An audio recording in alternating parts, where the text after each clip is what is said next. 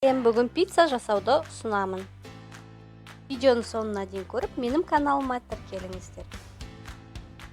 1 қасық тұз, 1 қасық қант, құрғақ дрожжды салып, су қосып жақсылап араластырамыз.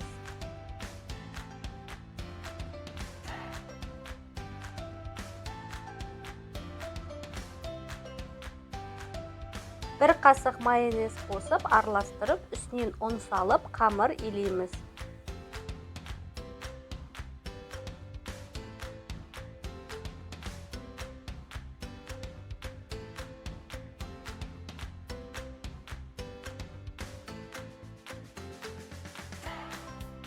Қамырымызға 1 қасық сұйық майды қосып бұқтырамыз.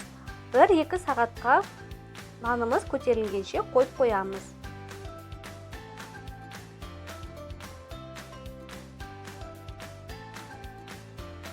Майонез бен қызанақ пастасын қосып араластырып аламыз.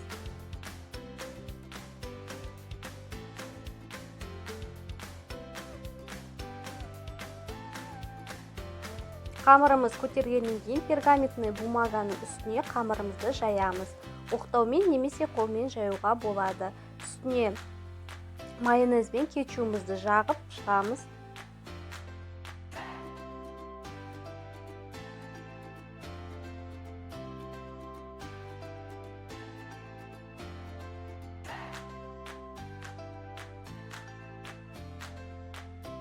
Сосиски саламыз.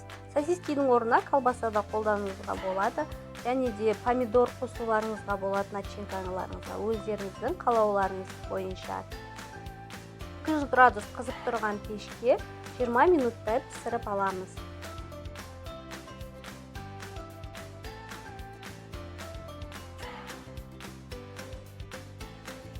Піскен пиццамызға бетіне сырды салып, 5 минутқа духовкаға қайтадан салып аламыз. Өте дәмді, жұмсақ болып шығады. Жасап көріңіздер. Видеоны соңына дейін көргендеріңізге рахмет. Менің каналыма тіркелуді ұмытпаңыздар.